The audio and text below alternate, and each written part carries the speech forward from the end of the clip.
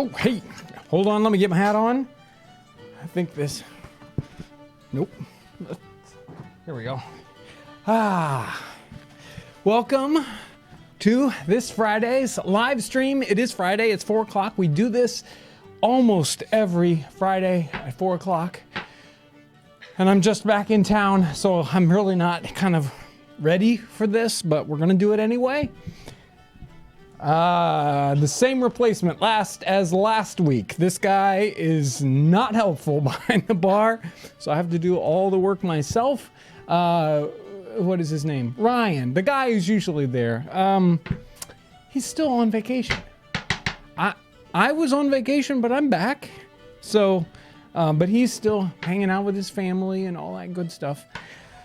Let's see. On the other side of the time vortex, wormhole, Aaron is on the console. Hello. Making all that technology work. That's like a steam-powered console, right? And in the hot seat, in the question box, is Kyle. What is up, everybody? Liaison. Yes. Thank you. The TVL, Time Vortex That's right. Liaison. Yes. Just so you know, I titled this live stream, A Disaster Waiting to Happen. Can you explain what we've done this week or what's been going on? Nothing. Nothing's gotten done this week. Absolutely nothing. No, that's not true. Well, no. I haven't done anything here because I've been gone the entire week. I just got back today. In fact, I was back late last night and talked to Lauren, who's down in the office, and she was at my house, and I said, well, you know, what's up at the store that needs to be taken care of? And she's just like, just go. You don't want to know. You want to be able to sleep all right. So I'm not going to tell you. So that set the tone for my day today. And of course, Ryan is still gone. Been just gone. Vanished. Vaporized. Yeah. I think he came and got his check. Other than that, he's gone. Well, So, that's a long drive to come get it. yeah. Right.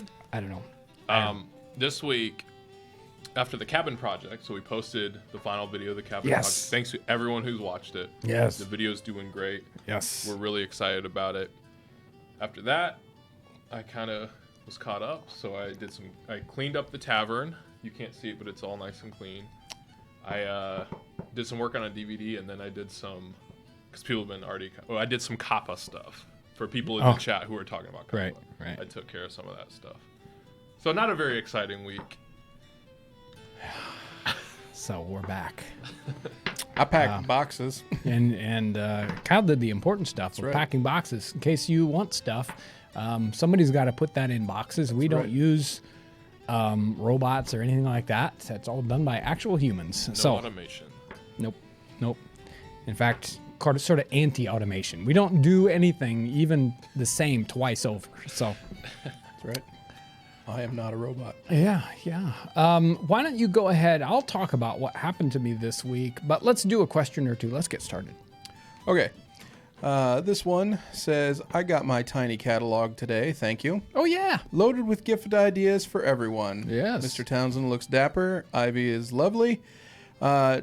Did John shave with that razor, or was he just mugging for the camera? I still have a throat, don't I? Yeah. I mean, no, I did not actually shave with that razor, although they come sharp enough to shave with. But I bleed enough as it is. And when I shave, that's the reason why I didn't shave today. And so, for me to use one of those razors, I'm gonna have to take just like a day or two to psych myself up for and try it out, and I haven't done that yet. So sorry about that. Hey, Aaron, do you have a pencil you could throw through the vortex to me? Yeah. Because somehow someone cleaned here, and I don't have anything to write with now. It's it is on that. It should be on that shelf. There's over no there. ink in here. And Shoot, hang on. No, I did put it over there. Sorry. Do you need a pencil or a pen? I don't. Any writing instrument would be great. Here it comes. Here it goes. Anyway, It's a nice try. I answered the first question. Yes, you did. Okay. Careful. Careful coming through the vortex. Woo, thank you. That's some news. Yeah. You want me to do some news? I have In the some news. celebrity news right here. If you want Yes. to read it. George Washington this week. No. What's your I'm just joking. next question? Next question. All right. Why did you leave big gaps between the chimney logs? Why did I leave big gaps between the chimney logs? If you don't leave gaps, there's nothing for the interior cob to key into. So you want to leave gaps. Number one, because you don't have to use as many logs, but you really want to have that cob to have something to key into and grip. So those spaces between the logs gives that inner material the ability to squeeze through and lock in. And so everything is all locked together instead of it kind of being two separate things, the cob interior and then the log exterior, which would get a gap between it. And then you'd have water going down inside of it. I think that would be how I would answer that. What was the window made out of on the cabin? Oh yeah, that's something we didn't. Yeah, we didn't talk about the window material. And right now I'm using a greasy waxed piece of fine white linen. That's generally probably not, I mean, they would have had those sorts of materials available, and some people might have used that. They probably might have used, I've heard, oiled paper or even something like rawhide, so you could get a thin leather that you could see through. But I needed to have as much light transmission as possible and still block the weather and be something like a material that they would have used. So I went with the fine white linen. You didn't need a whole bunch of it. So that's what we used instead of, glass would be strange in that situation. And the linen does a really nice thing with the lighting in there. It kind of makes a nice diffuse lighting. It doesn't change the color too much. If we would have used something like a rawhide, it would have altered the color balance and maybe to a good extent. But so that's what's currently in the window. And Brandon made a nice.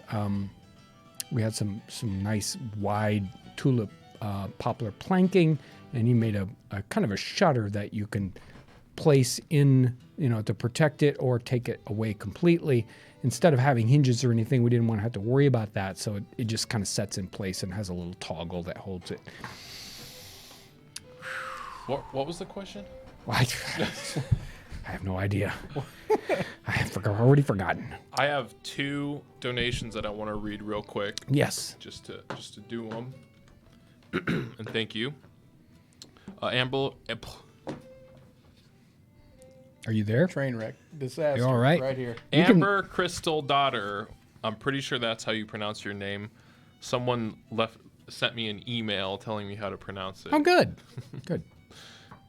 Thank you. Says example of a super chat. Thank you. Yes. And then Speed and Style Tony. Thank you. Yes. Here is some money to pay what's his name so he can Yeah. have a tavern tender. Yeah. again. Where is he anyway? Yeah. That's all I got right now. I just want to get. Super. Oh wait, no. Yeah. Here's another Wait. one. Uh-oh. Another one from Amber. Thank you so much. Inspired by some goofing last week, I looked up recipes with nutmeg and mustard. It turns Ooh. out that's a thing. Whoa. I found a really nice meatloaf recipe. Was mustard seed popular in the 18th century? Awesome. Thank you so much. Yes. Mustard seed and using mustard to make sauces. I think they're much more. They wouldn't have probably had the idea of processed mustard like we do. We think, mustard. And we think of a goop that you get in a bottle and you squeeze it out. And well, you might think of it like that. But in that time period, it would have been, I'm going to make a sauce with some mustard seed. And they would have crushed it all up and, made it maybe with just a simple butter. Or they might have, you got lots of fun options there. And we've gotten away from that sort of thing. So maybe we should go back to that. While we're there in Super Chat Land. Let me talk about Patreon really quick. There a lot of folks help support us on Patreon. They give us just a small amount of money each month, and they kind of set that up, and it's a reoccurring thing. The new people this week. This one was long. I didn't quite understand it. Santa, Sir Glenn, Dr. Held. So he's new. Carl Hobart, Daniel, I think it's Daniel Tiggerman, who I wrote it down with my hands, and so Cindy Clink, and it's no wonder I can't read it. And also we had a couple people change their amount, and Catherine Turner and Sebastian Hine, both of you guys, thank you. Thank you. Everyone who supports us that way. It's a tremendous help for us to know what we can do with the time we have, with the money we have, when we have that kind of money coming in. So thank you. Special reaching out. Hillary, you're out there. You and Rick. Hillary, get well. Hurry up. We don't want you to be sick. Rick actually just chimed in not too long ago and said that she's doing well and she is watching. Good. So, Hillary, thank you. Hope you're doing well after your little medical thing. Yeah. And I don't know if Mike Judson watches the live streams, but Mike, if you're out there, get well. Do it now. We spend a lot of time with Mike, like camping at Martin Station and other places. He's a good friend of Michael Dragoo, and we see him at lots of events, and he's always a wonderful person to connect with.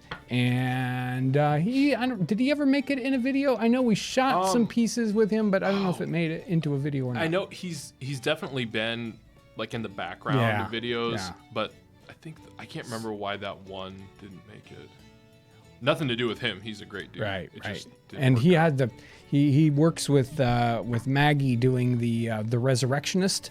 So he's a gravediggery person, and wow, his outfit for that is just stunning. Oh, I guess he's doing well. Good.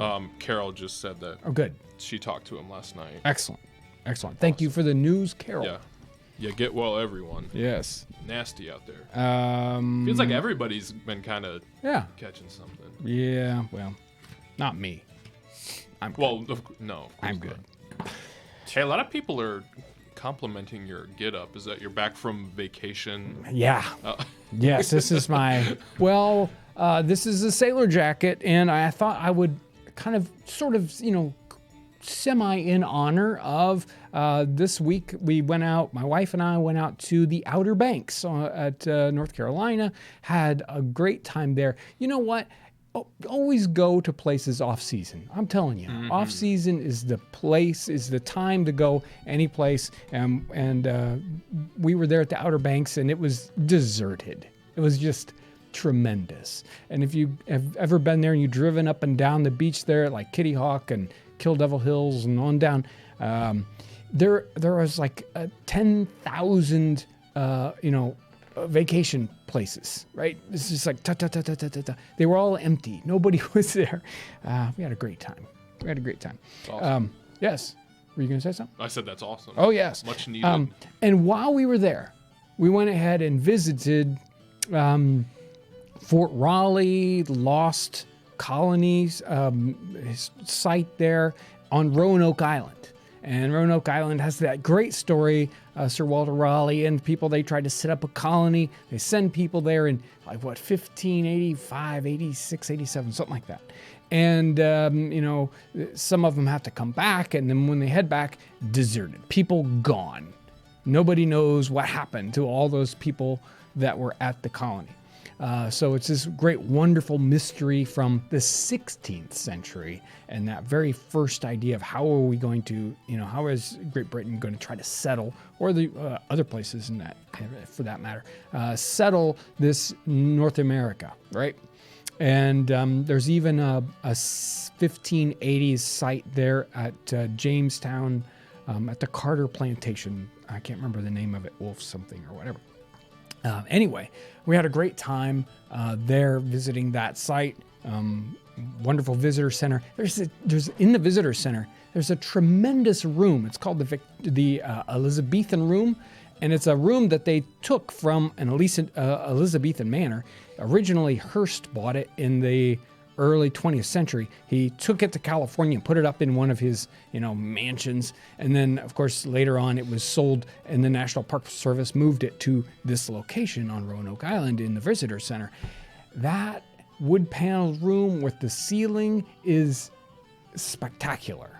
And it's just amazing to go into that, look at the wood paneling, and imagine these buildings, these manors built in that.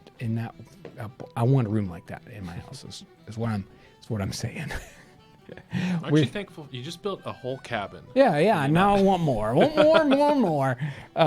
Also had a great time visiting the Island Farm, which is an early 19th century site where it's a recreation of what a farmstead would be like there on Roanoke Island in the early 19th century. There's still the original farmhouse, and they also have a wonderful log barn that's there. And if you saw the log barn series that we did, was it a year and a half ago now?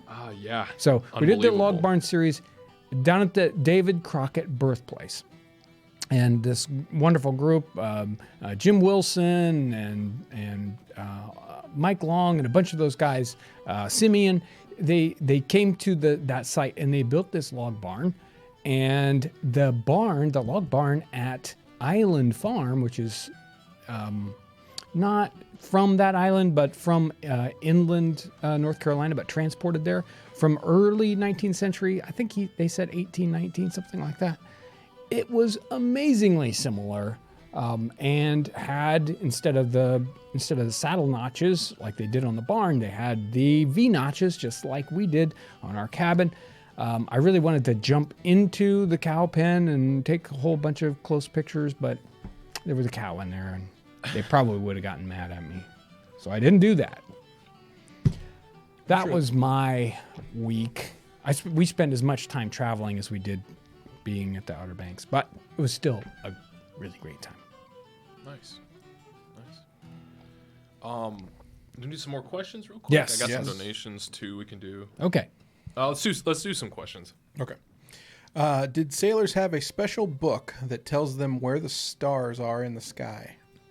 Yeah, sure. There was a lot of naval texts that gave you tables for finding your latitude, so that you would know where you're at. So that would give you like the sun declination, but there were also other celestial navigation aids and tables about when does this star come up, when does it go down, where is its peak, and at what time would it be. So you'd have those sorts of tables. And there's the Practical Navigator by, I can't remember his name now. Anyway, lots of books about that. Some of those tables had errors in them, and it wasn't until, I can't remember his name now. Really famous for going through and building a new book. So it's an American Bowditch. There you go. I think. Yeah, sorry, the chat Bowditch. Yeah, there you go. Anyway, he comes through, he makes a new manual about seamanship, and he goes through and corrects all these tables, and it's just, can you imagine going through, 50 pages of figures and go, oh, that one's wrong. That one down there is wrong too. Going through and correcting all those things. Amazing work, amazing person. Yep. Did you ever look into... Make this a long question. I forgot to do something. Uh-oh. Make this a long question. Okay. Draw it out. Did you look into modern history TV? If so, what are your views on it? Don't answer it yet. Modern history TV. What are we talking about? What do you think? Interpret that one for me. Modern history TV. I mean, like my modern, guess is modern TV series that are historical. Sure. Yeah. Go with that.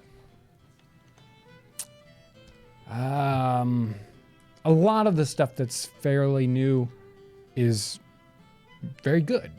And because I think within the last 20 and 30 years, there's been a renewed Oh, okay. Time out. Sorry, John. Yes, what? Modern History TV is a YouTube channel. Oh, sorry. No, sorry. I have not checked them out. I'll have to do that. Okay. That was a short question. You're getting ready to go on a soliloquy. Yeah. And then it was. Yeah. Oh wait, no. Yeah. Okay, here we go. This is a good question. What is the atomic number of zinc? Ooh, I like that question. ZN. Is it 41? So, in entertainment news, I thought you might like this. Also, special thanks to Blaine Creek Forge. Sent me this really cool hand-forged hook that you pound right into the logs to go into the log cabin. I can't wait to install that, hang some stuff on that. Although I think most of what we're gonna do are pegs. We're gonna drill some pegs. We're also gonna do some insulation on the inside of that. Kind of coming up with some ideas about how to insulate the ceiling, because that bark, zero insulation. I mean, you might as well just have an open sky. I mean, yes, it keeps some of the rain out and the snow kind of stays up there, but the wind just goes right through that thing. So we're gonna work on some insulation. So maybe you'll see some of that. Good question. You guys have seen the cabin series, and the cabin series was built sort of 90% experience, 10% this is how you do it. Because I mean, a lot of people, they're not going to be able to do it, and the instruction is fun, but the experience is even kind of more important for that. And sometimes instruction gets in the way of experience. So we decided we would err on the side of experience, especially toward the end of that final one, where we really kind of did that. You know, do we spend a lot of time? Does John need to tell you? That's me in the third person. Did I need to tell you, what it was like, or obviously we just did it, right? And we showed you what it was like. Yeah, we discussed, should we put Yeah. voiceover at the end? I was like, I don't think it needs it. Right. Yeah. And I even wonder on second thought, did we need any of the instruction? Because I think it worked yeah. with a little bit. It But did. It did. that being said, we do have the opportunity to go back. There's lots and lots of footage to go back and create some videos that are mostly voiceover explaining the process. So that there's two kinds of videos. There's the experience video, and then there's the video of, okay, why did he do this? Like, the question today, well, why is there a big gap here? Why did you do this versus that? I'm still toying with that. Do we go back and spend the time? yeah, I think it could be a good idea. I want to hear what chat thinks about a more like detailed video. Yeah. I think we did a pretty good job covering the basics. Like, you could get started, and because a lot of it was kind of experimenting. I think the notching is the most, I don't know. I feel like those took some time. Yeah, But- we ended up doing the notching 3 different ways. Well, okay, what if we do it this way? What if we do it that way? The notching actually was very interesting. That log barn down at North Carolina, just looking at that and saying, I see what they did here, and kind of learned some stuff even from seeing that one and the notching process on that. Because it was a barn and didn't have any chinking, you get to get right up in there and see what's going on with the notching, which a regular house doesn't let you do, which is kind of fun. So there's like, just in that little conversation we had, there's like a half and half in chat. There's some people who are like, it was perfect as is, it was great. Right. And then there's some people who are saying like, oh yeah, I would love to see Right. more. So there might be more to say. I think if we go back and do those, it's not like we're going to take away these other ones. They're a kind of add on. The question really on our end is, how much work is it going to be for us to go back, go through that footage, find the right pieces, and then create the voiceover that explains that. So, because I probably used 20% of the footage that was shot. Yeah. We shot so much, and then you got to edit it all down. But somebody said, I thought this was kind of cool, a cabin blueprint series. So more of like a real specific, Yeah. maybe The problem with measurements or- a lot of that is that if you get really, really specific, you really need to have those examples. You need to go to like the island farm and say, okay, take the cow out of here and let's get really close and let's look at exactly how some of these things were put together. Yeah. I'm fascinated by the architecture, the primitive architecture of all these kinds of structures. The question is do people want to nerd out with me on, I think primitive architecture? Yeah, I think so. And, taking the time and it's, expensive to, it's like, okay, I'm going to travel, 14 hours and I'm going to hang out for 3 or 4 days and, look at these structures. The wonderful site for that is the Frontier Culture Museum at Stanton, Virginia. They've got, this series of structures. It's like, oh, you want to see a 1630s English house. You want to see a German cottage or a German farmhouse. You want to see an Irish cottage from the 18 whatever, and really kind of digging in and also getting those historic sites to say, oh yes, I'll bring in our best expert to actually talk to you, which is what really needs to be done. That series, it can be done, and I would love to do it. It's just seems like people are wanting it. We might have to do it, John. We might just have to do it. Well, we'll see what we can do. Maybe this winter we'll start talking to the sites about this, and we'll see what can happen. Yeah, we'll see what happens. I'm fascinated by even the tiny things, and sometimes the tiniest part is the most exciting. You'll be going through and you look at the big picture of a thing, and I get that. But you go in and you look at the tiny thing and you see like the wear that a particular person has had on that location. It's like the wear on a particular door or whatever. It's just kind of pretty chilling, really. Right. I've always enjoyed that on older structures. So, yes. I was gonna say, even with the chimney, maybe little holdups that we had that didn't quite. There's a lot of holdups. Right. And in video form, it just would go on and on and on. Yeah. It would get boring. Exactly. But to talk about it in a kind of retrospective. Truly. Yeah. And even this week, what day was it? Wednesday, I think. So we're there at Island Farm, and I was in the farmhouse looking at the chimney, which I'm pretty sure is still original.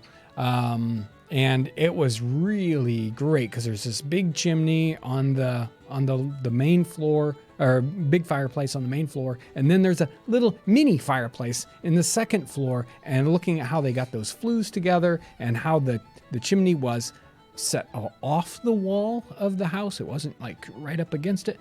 It was tremendous. And I was looking at the beams. It's like, which ones are hand hewn and which ones are pit sawn? Even though it was 1840s, it looked like they were pit sawn instead of being sawed by a mill. So by then, circular mills would have been popular.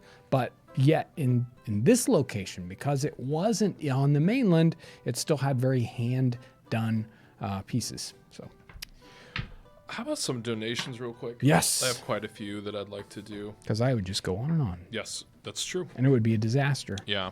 We're doing a good job, though. We're holding it together. About 10 minutes before we started, we were like, guys, I don't know. Okay, where did we leave off? This is from Enzo Vinci. Thank you. When will Mr. Townsend be coming back to the GCVM? Is that Genesee? Yeah, Genesee Country Village. Yeah. All right. Thank you. Max are cool. Thank you. What are some good examples of things we barely think about today? North American people in the 18th century considered very important or valuable. David Dinelli, thank you. Looking at the cabin, I'm curious about the height of the chimney. Did you model it from a historic cabin? The chimney looks a bit short, and I'm concerned it won't draw properly. John's laughing. And or catch the roof on fire. Fire. You're not worried about it. It'll be all right. Rick to heck. Thank you. To answer some questions from last live stream, I got Jewish Pirates of the Caribbean by Edward Kritzler. Part of it takes place during colonial times. Okay. Doesn't sound esoteric content there, yeah? Yeah. Kat O'Neill, thank you. If you didn't finish a house and barn before winter, what would you do to keep yourself and your animals warm? Ooh. Wesley Creekmore, thank you. Bob Blitheract, thank you. Crackhead Bear. Is there a place in West Lafayette to visit in person? I'm not sure what. Yeah, okay. Johnny Dollar. So are we trying to consolidate based off Oliver? I'm not sure what that. I think it's the outfit. Got it. It's the outfit. Got it. DR Trek Wars. I'm visiting Virginia and Colonial Williamsburg tomorrow too. I have to say I love the luxury of an 8-hour flight and train ride to Williamsburg rather than months at sea and days carriage riding. Yeah. Okay, what else we got? We had a 15-hour carriage ride, let me tell you. That's enough to... Sky Guy, thank you. Says, thank you for pushing me into getting into reenacting, looking into getting into the Texas Army. Right on. Texas Army. And then GKR Jala, thank you. Best channel on the net here. Thank you so much. We appreciate that, everyone.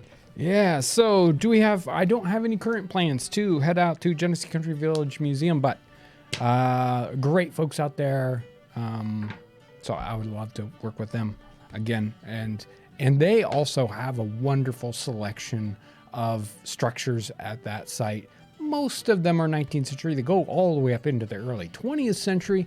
And that would be a great site, again, for let's look at this building, let's look at that building. And that compare and contrast would be fascinating. And they have some late 18th century, some great 19th century buildings. Would love to go there and talk with them about that. Things we barely think about today that were just, the thing in the 18th century. And, I'm sure you'll have to give me some time on this one. And I think it would be a great topic for just plain like a Wednesday video where John sits down and just gabs his head off.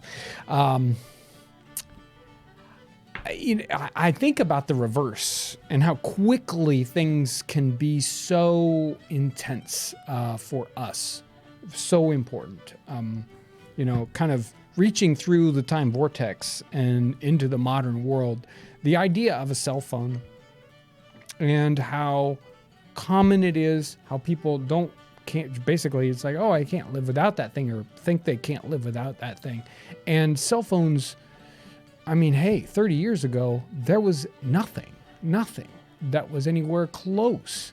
And today, it's every single person, and it's a huge market. And, great industries are built upon this thing that just appeared out of nowhere and has become basically, one of those things you can't live without. People, they get all anxious if it's not in their hand. Did I set it down someplace? Well, what's going on with that?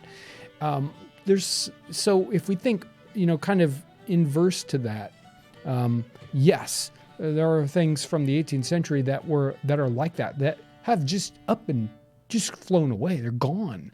No one even gives a second thought about that. Huge, massive industries that some great percentage of the population was working at and is just gone today. Something as simple as sailors.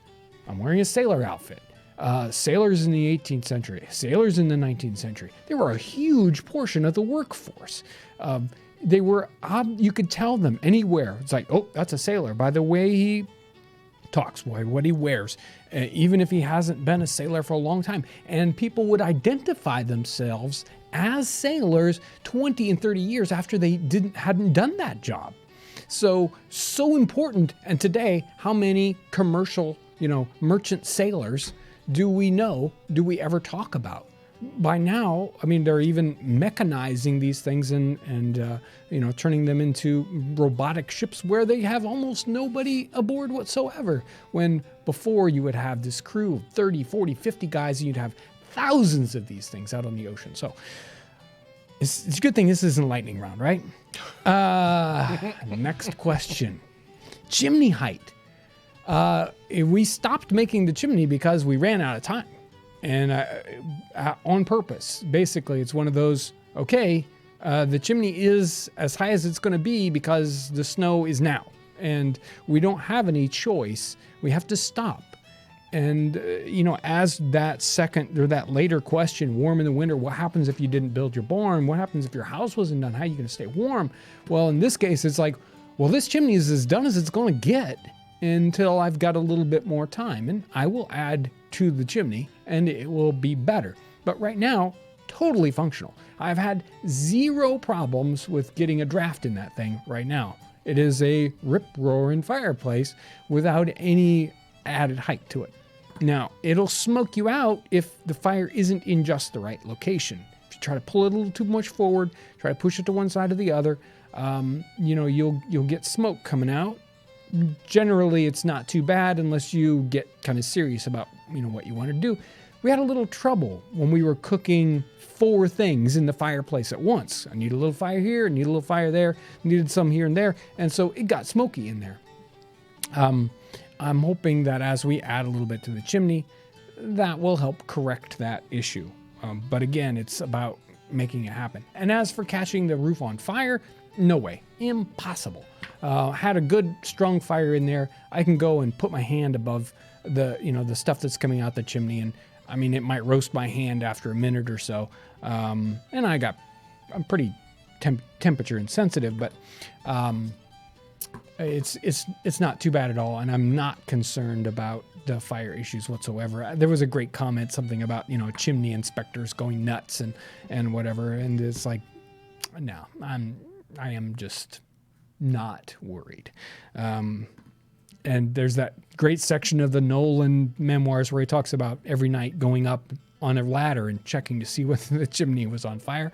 I don't have any issues about worrying about that. Animals warm in the winter. If you didn't have the, in yourself, what are you going to do if your structure isn't done? And you improvise pretty quickly. We could have easily, if we didn't have the right material for the roof, we would have improvised with, you could put, leaves on top of the roof, just, whole boughs and sticks and leaves, and just like they would have done with the huts that they made in the 18th century. You could use a canvas or a piece of oilcloth. You could do a lot of things to get away with a cabin that isn't completely finished. And animals, many different cultural groups did not put their animals in during the winter at all. The English farmers, as Peter Kalm talks about, they didn't have barns for their cows in the wintertime, and the German settlers did. So and you might use those two things together. You don't have enough, your building isn't done, you want to stay warm, you bring your cows inside, you bring your pigs inside, and they'll help keep your house warm. Maybe not smell any better, but it would help keep you warm. West Lafayette, next question. West Lafayette has Fort Ouiatenon there on South River Road. On the river, that site, I'm not sure exactly when it's open, but you can check out the county historic site that runs that for that site. It's not a big thing, but they have a nice little museum upstairs and a gift shop downstairs. Yeah. That was a lot of questions. Hey, do we want to... talk? Oh, go ahead. Let me talk about the stuff I've got on my table. If you have ordered from us before, you probably got the little kind of mini lookbook catalog in the mail. Had some new products in it. I've got some of them here with me, some of the ones that are in stock. Got this great leather tinder bag. You got to keep your tinder and maybe even your tobacco dry. And there's this hand-sewn and then oiled leather pouch that's just, you can imagine trying to keep all your tinder materials dry. What happens when you fall in the river Well, if you got a waxed thing like this, you can wrap it all up. We even tested it out. We wrapped up stuff in there and then we plunged it underwater, took it back out, and did an amazing job of keeping the stuff dry. So that's one of those new products, one of those cool handmade things that we don't think about today. One of the things we used, so many video projects spawn new products for us. Did I say products and projects? Video projects spawn new products. And one of the things we decided to carry were the nails. These aren't all hand forged, but they're hand forged like nails.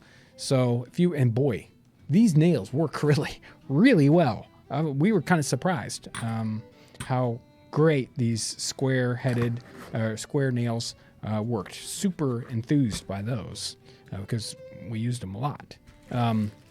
This is in a plastic bag. Oh, This is terrible. this is a train wreck. What a treasure. I don't know. Got these cool carving sets. You want to make your own spoons? And yes, we're going to do another video. A long time ago we did. It's this spoon carving video, and it was fun. And then people got unhappy with it because they didn't think it was safe enough. Oh, it wasn't. It wasn't safe. No one died in the making of the spoons. This is the bowl carving set. So it's got a gouge, a nice big gouge, a big hook knife. So just get in there and scoop stuff out, and a carving knife that's in there. And then there's another set for smaller things, for spoons. Just a nice set. And did I have one? I'm putting the link to the new yeah. products in the chat, and it's in the description box. Right. So a lot of great there's new stuff. there's a lot of new products. Some of the axes that we used on the project, they're in there, and they're not available just yet. New products are always like this. You think, okay, so we're gonna put out this print thing, and it's gonna have all these new products in it, and it's like, oh yeah, we won't have any problem getting this, and then disasters happen and things don't happen the way you want them to, and of course, so we don't have the axes in stock yet, but they will happen, and we're super excited by that. The axis cast here in the United States, beautiful pieces, hard to find head styles, or impossible to find head styles for some of these very esoteric and early axe designs. And I saw a new one this week that I haven't shown these other guys this new axe style, but it's like, whoa. I can't wait. I've talked to Brandon about it, and we're gonna work on that. What else? I got these really cool bone, like a bone butter knife. Really neat thing. That's on the website, but I don't think it's in the new category or in the same category. And just in case you guys are interested, it's almost Christmas time. If you want a Townsend t-shirt, these guys, the Kettle design is currently in stock. We have a nice stock of the Kettle design shirts. And no, we're not going to reprint the brown ones with my face on the front of it. No.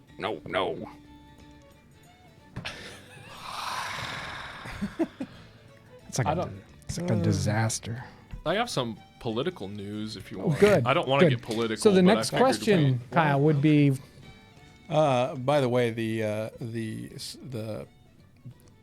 you can say it. the weight of zinc, was it the weight? No, The zinc, the atomic number. atomic number was 65. Oh, we're not talking about that anymore. 65? 65. That's crazy. 65. This one says, how does it feel to have people ask you questions all the time? It can be humbling because I don't know every answer, and I don't know at times whether to say, I don't have the whole answer to this, or, I might be wrong, because, I'm wrong all the time. And I even did that video. It's like, hey, we're wrong. But I also step out and jump into the answer because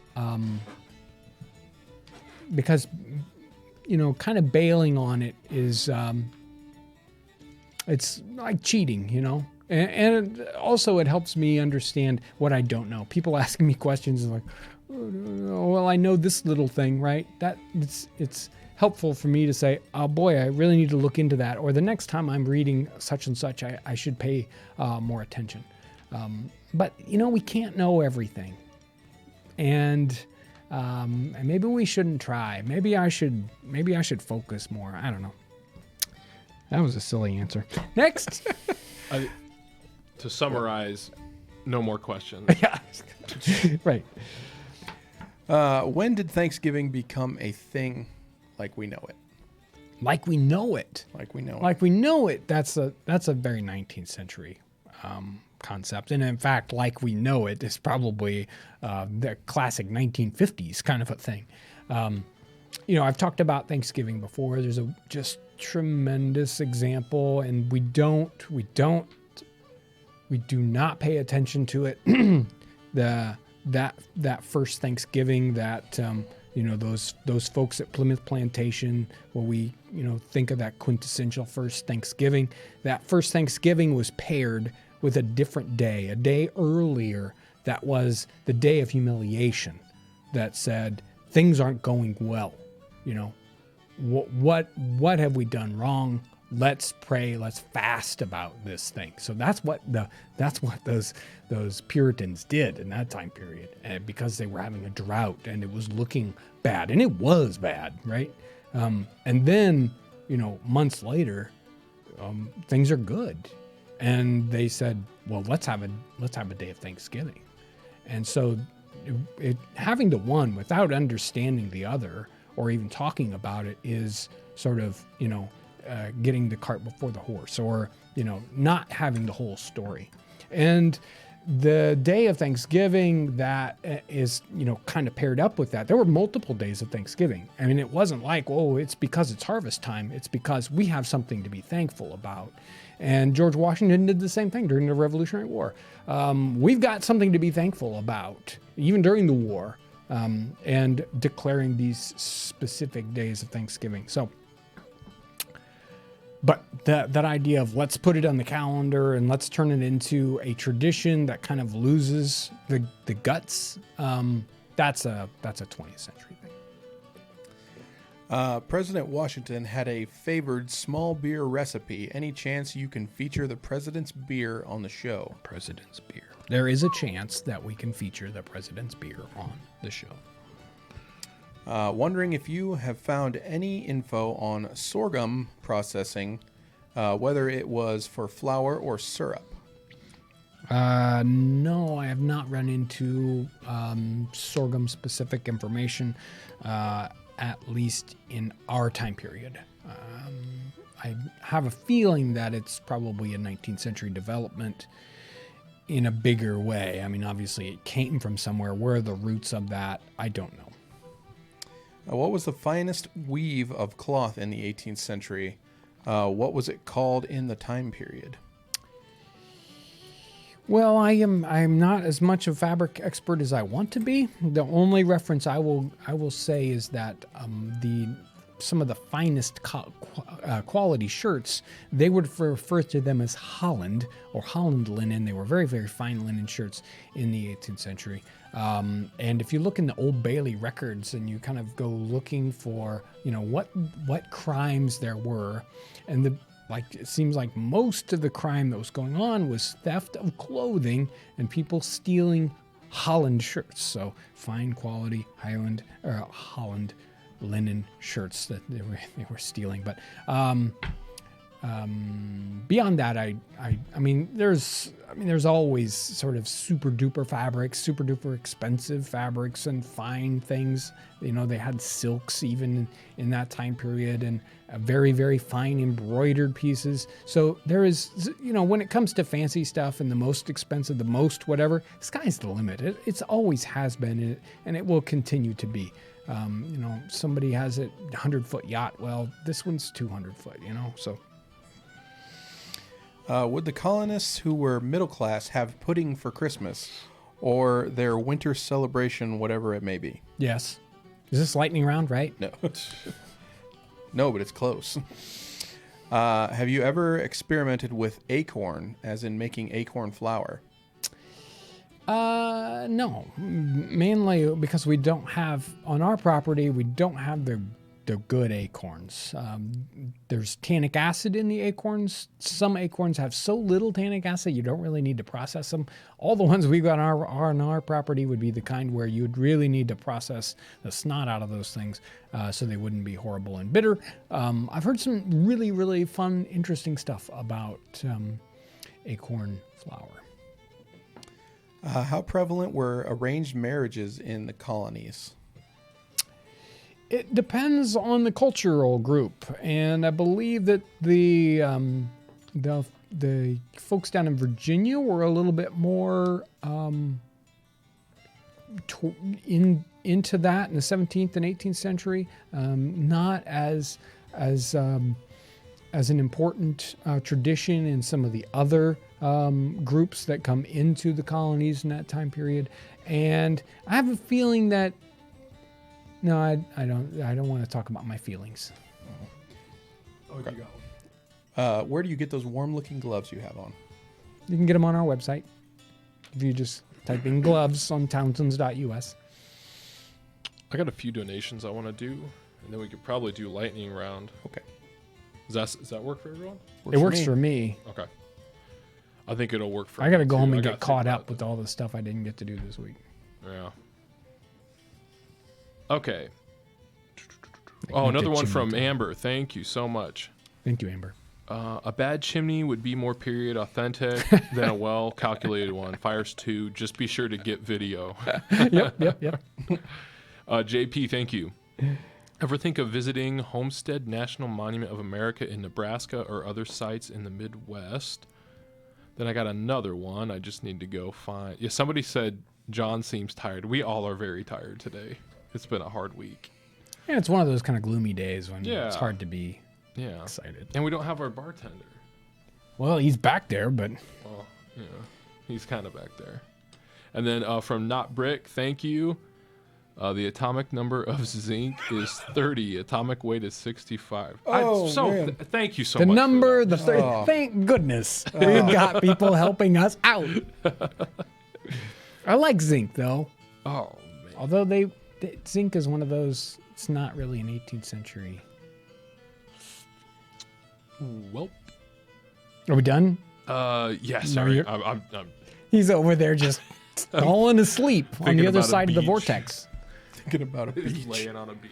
That's what I'm thinking. All right. Lightning round. Yeah, let's do it. Here we go. All right. Did they have toothpaste? Yeah. Sometimes they even used Used it? charcoal powder. Sometimes they use that. Is fascinating. That is cruel.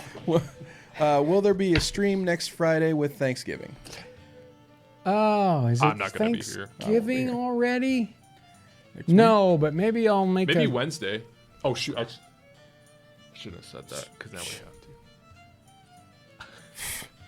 have to. Were beards proper in the 18th century? Only within very specific cultural groups. Generally, English and connected are not going to have facial hair in the 18th century. Spanish, maybe. French, you might see mustaches. Jewish illustrations, definitely you'll see beards. There's questions about whether people... Is this a lightning round? Yeah, let's. Don't. Next question. Did the settlers have domesticated cats? Yo, of course. Can you hunt and skin a bear? Me personally? That's the question. Of course. I don't know if I He would could. survive that. You built a cabin. You built a You can cabin. do anything. How warm was it in the cabin when you lit the fire? Well, if you're in front of the fire, you feel like you're like a piece of meat roasting. But then the backside of you is frozen solid, so still needs some work. So you feel like a TV dinner. Yeah. Was it Washington's plans from which the cabin was built? I based a lot of the concept on that. Yes, size and some of his instruction and yes. Where were there thatched roofs in America? Early in the 17th century, yes. I think all that stuff disappears by the time you get into the 18th century. And last, what is the next big project?